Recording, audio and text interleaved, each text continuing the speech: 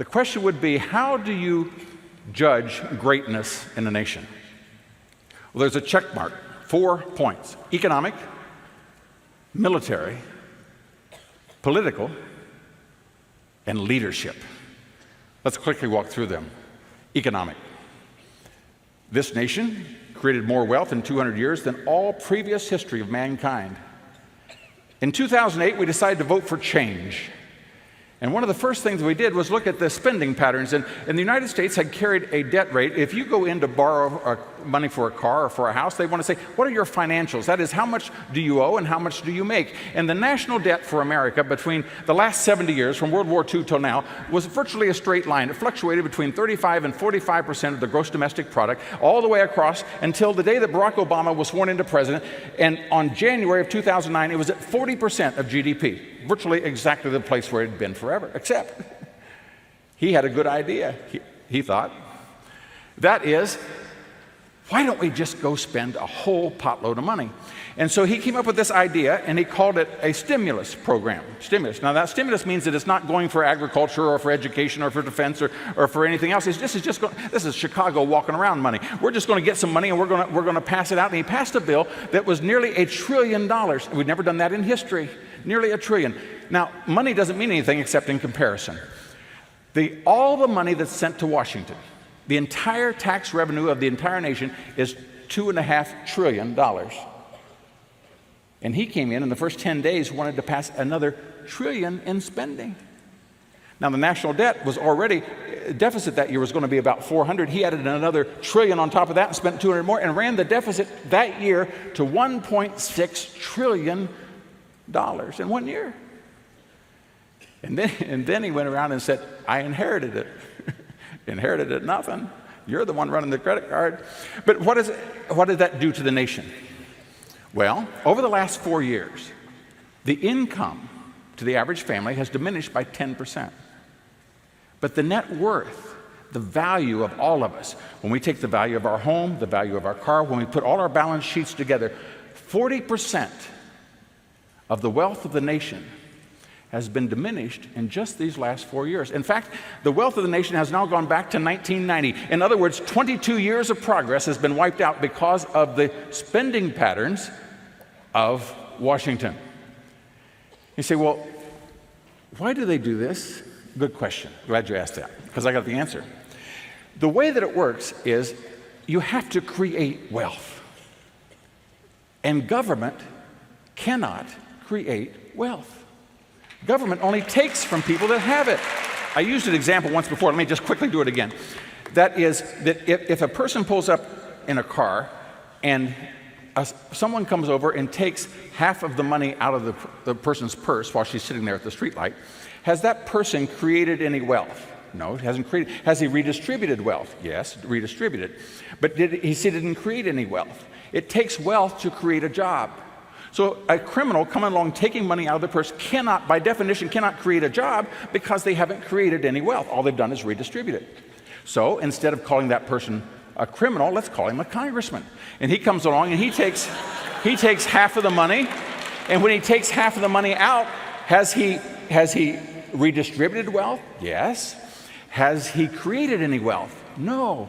So therefore, can a politician create a job? Of course not. Of course not. You have to create something. How do you create it? You have to build it. You have to invest and make something that somebody else wants so that they take their money and they engage in purchasing the product, and both are then better off when they do it. In order to do that in America, it takes about $250,000 per job. That's the average. It works like this. Let us suppose you lived on a farm. On a farm, what you would do is you would take money at the end, take grain at the end of the year, and you would put it aside, and this grain will be called seed corn. That is, we're not going to eat it, and we're not going to sell it. We're going to save it for next year.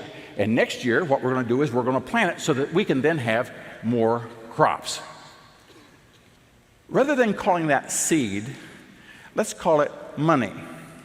And so a business, if they have money to run the business and they sell the product, or they take money and put it in their pocket as income, but they put some of it aside for the single purpose of creating a new job so that they can buy a new plant of equipment. Now, they didn't put it in their pocket, and they're using it to form what we call, if they just called it money, it'd be easier, but it has a special name. It's called capital. And we take money and we take capital and we lay it aside for the purpose of creating more jobs. Now, you don't want anybody to get in there. You don't want the rats to get in there and eat it. You don't want anybody to get that, because this is what creates the jobs. You certainly don't want politicians taxing it. And so in Asia, in all of the Asian tigers, Korea, Thailand, Singapore, Taiwan, all of these countries, the tax on capital, the capital gains tax, is zero.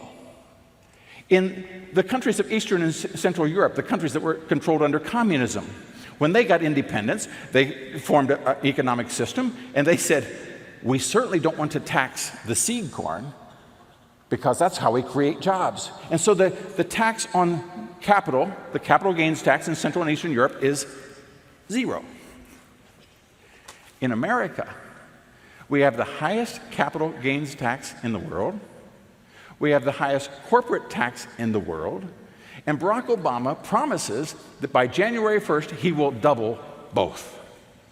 Now, when you do that, you don't create jobs, such that 1 person in 6 in America is now living in poverty, and you destroy wealth. You and I determine which direction the country goes economically. Secondly, militarily. Jerry mentioned that I knew Ronald Reagan, and Ronald Reagan was a fellow that after World War II, when the United States had engaged in this discussion with Russia, that is, they had nuclear weapons, we had nuclear weapons, and we had a defense policy called MAD, Mutual Assured Destruction. That is, you attack us, we attack you, we blow each other to kingdom come, therefore let's don't do that. They eventually developed rockets.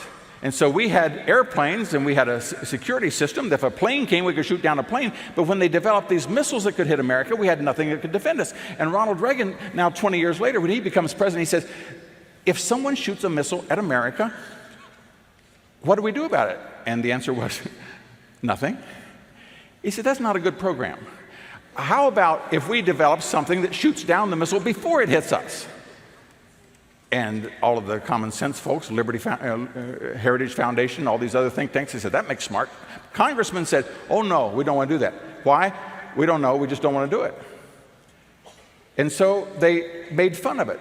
They called it Star Wars. They said, besides, they said, you can't hit a missile with a missile anyway. And Ronald Reagan's response was, we're Americans, we can do this. And so they developed a system over time that said they practiced. And they developed a system where they could defend, they could hit a missile in the air. But in order to protect America, a missile would have to go outside the atmosphere. And so Congress passed a law that was in effect for over 12 years that said they couldn't even test a missile that would go out into the atmosphere, which meant what? It meant we developed this system. We gave it to Israel so Israel could defend against missile attack. We gave it to our friends in Europe so they could defend against missile attack, but America was still vulnerable. Until finally, when George W. Bush became president, he, along with the Congress, decided that we're going to put in a system that will defend America as well. A strategic defense initiative that Reagan had spoken about all those years earlier, we're finally going to do it. And in order to do it, as you know, you have to have a triangulation for GPS. You have to have latitude, longitude, and altitude. And so you had the satellite receptors in Alaska, you had them in the Pacific, and the third part of the triad was that the radars would be in the Czech Republic and the missiles would be in Poland. And when that would be completed in May of 2009, then if anyone sent a missile to America, we could shoot it down before it hit us. Most people think that would be a good thing to do. But we chose a new president in January of 2009, and the first thing that he did was cancel the agreement with the Czech Republic and with Poland to make sure that it didn't get completed. In America at this moment, if Iran or China sends a missile by accident or design to America, we are defenseless against it. And it so offended the Poles that Lech Wałęsa, who led the freedom charge against the Russians and got its nation's independent, became its first free president, When Barack Obama came to visit Poland, he refused to meet with him. And when Mitt Romney came about 6 weeks ago, he went, and instead of having a standard press conference like you do, say, this is a good man, we're welcome here, he said, for the sake of freedom, this man needs to be president of the United States. Our national defense, in order to defend on the field, you have to have an army. A friend, Admiral Thomas Moore, was a fellow that was in charge of the interrogation of the Japanese High Command at the end of World War II. He just died a few years ago. And I would engage him in conversation to learn as much as I could. I asked him one time, I said, how did the Japanese think they could attack us at Pearl Harbor and we wouldn't respond? He said, Bob, he said, we asked everybody that, and they all gave us the same answer, which means they'd already agreed upon it, that they weren't just making it up. He said one of the things was that the United States had a draft, and it only passed the Congress by one vote, which showed a certain reluctance on our part. Number two is that we had gone through Army drills and exercises in Louisiana and Texas, and we used cardboard tanks and wooden guns. In other words, the United States had such a weak army that they knew they couldn't defend if they tried to. And they felt that if presented with a fait accompli, if they woke up one morning and found their Navy was destroyed, they would have neither the will nor the capacity to respond. And so it invited aggression.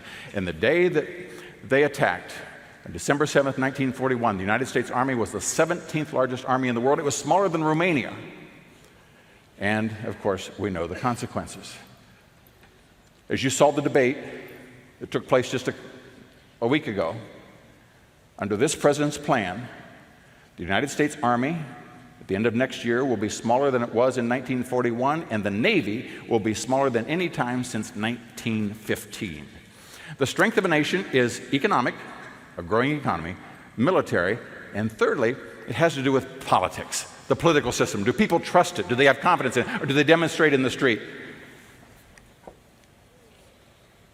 At the end of World War I, there was a fight between the Austrian-Hungarian Empire and the Ottoman Empire, which was Muslim, all of the Middle East from Turkey on down through. The two of them were fighting against the rest of us. At the end of World War I, the Ottoman Empire was divided into a whole series of countries, and Jordan was formed. Palestine, or Israel, was formed, the British protectorate. Syria was formed. Iraq was formed. Saudi Arabia.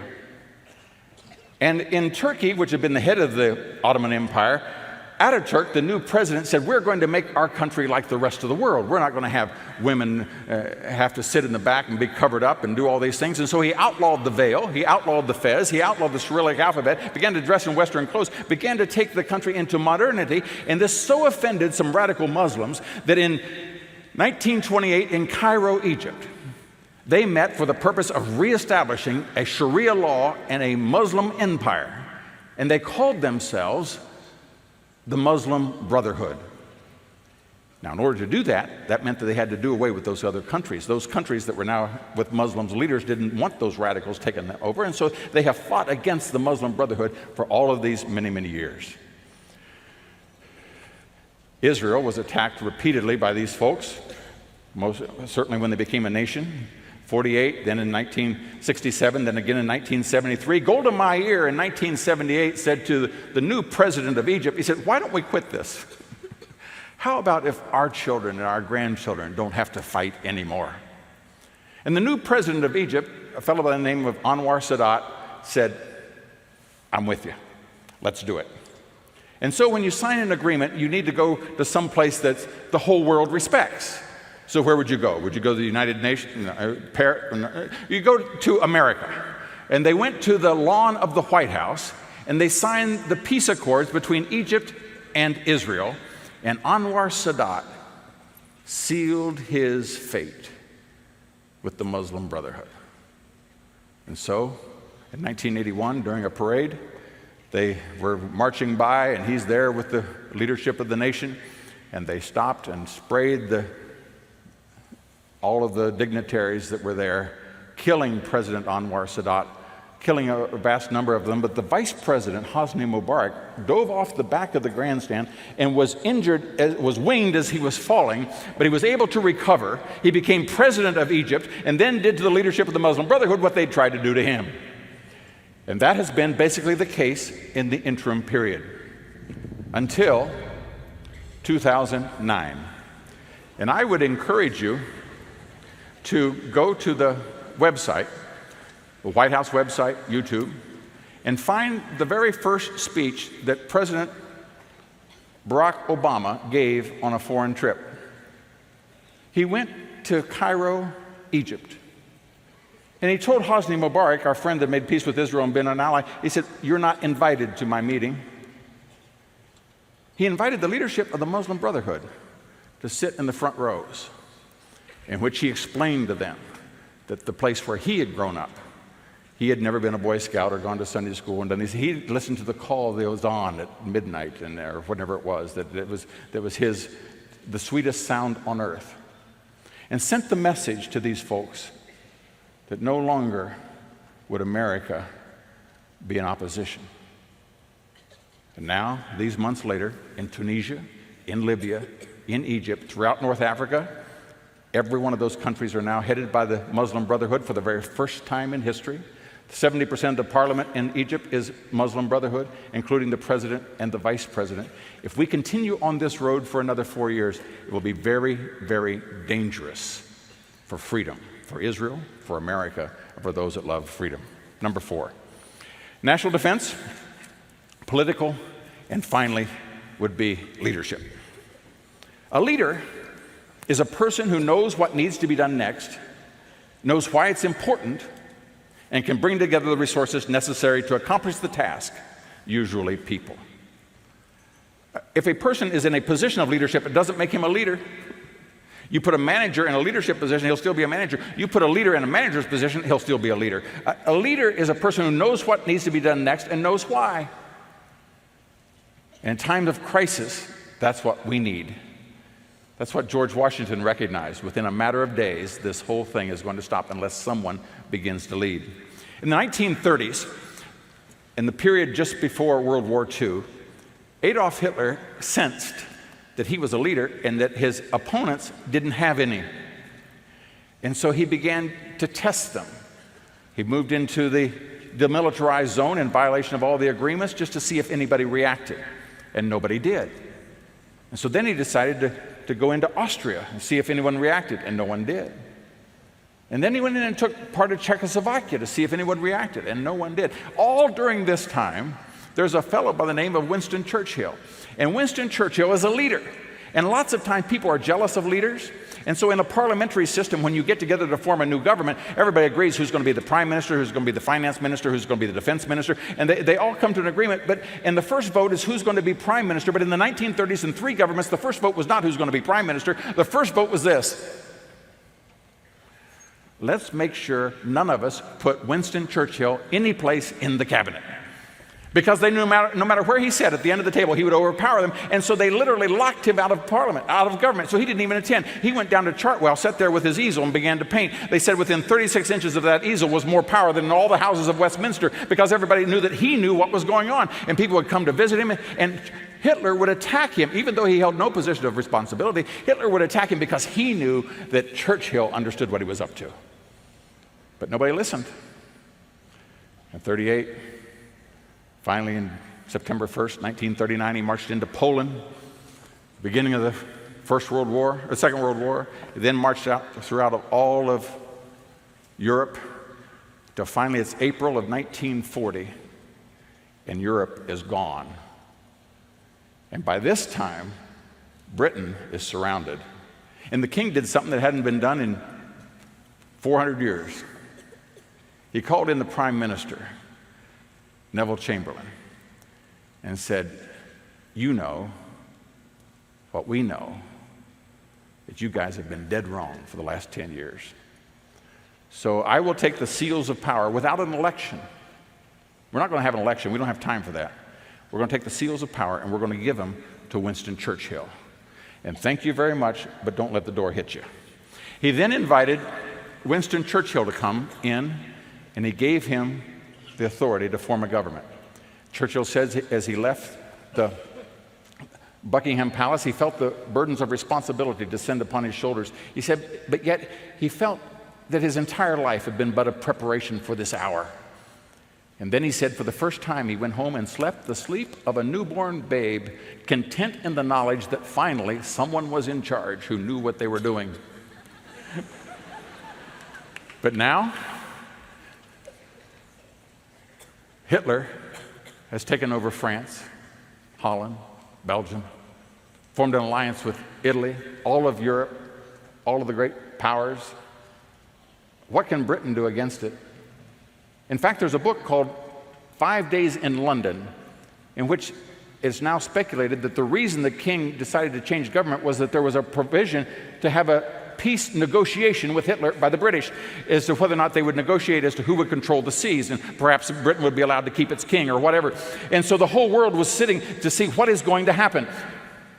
This nation that is now crippled, it has refused to take a stand militarily. What is going to happen? And so Churchill went to Parliament to make his speech. Everybody in the world stopped.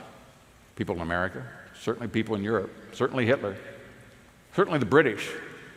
Let me just give you a few words as to what this country faced.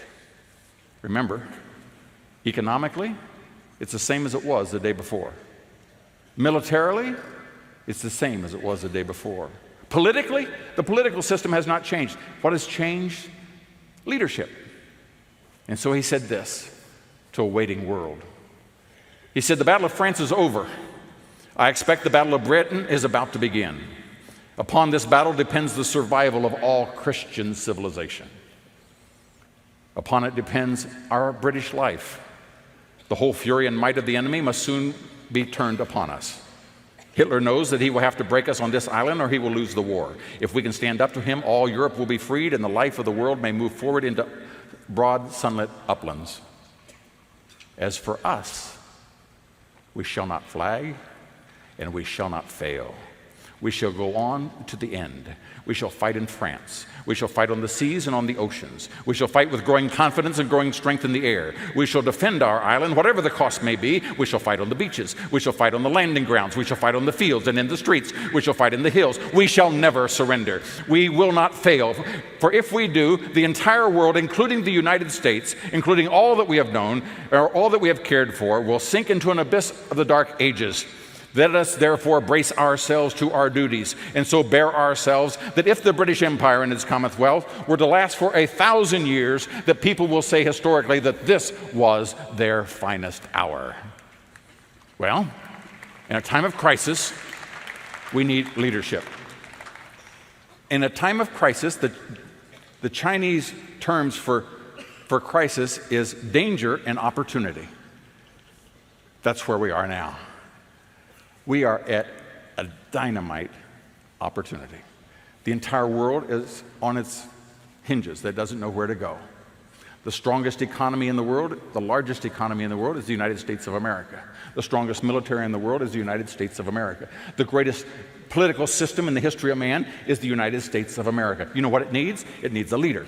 It needs a leader that recognizes that this nation need not fear the future. We have, among other places, no one else can say this, America has the capacity at any given time to be energy independent. We are number one in natural gas. We are barely number two in coal. The Congress has prohibited the cataloging of how much oil we have on federal lands, because if anybody knew, then you'd say, why are we importing all this oil? Let me tell you what happened this week. In Ohio, in the eastern half of Ohio, they have now estimated between 8 and 9 billion barrels of oil. Now this isn't the Balkan up in North Dakota and South and all these other places. This is dumpy little southeast Ohio. We have we import a billion a year. We got 9 billion just in little southern Ohio. This nation could be energy independent whenever we have a leader that wants to be. Number two.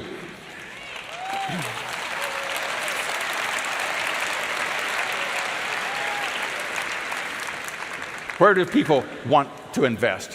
Where do people want to build? Where do people want to have a country, have a company? They want to have it in America. All over the world. Our tax policy has driven them away. We get a leader that wants to go to zero capital gains, and by the way, we have a candidate for president that wants to do that. We go to zero capital gains, we go to energy independence, this nation could take off like a rocket. Now, what's the prohibition? Only one. You and I have to make sure that we and every person we know shows up on election day and votes for those principles. Votes for free enterprise economically. Votes for a strong defense to make our friends in Israel and elsewhere secure. Votes for a political system that people believe in. Final thought.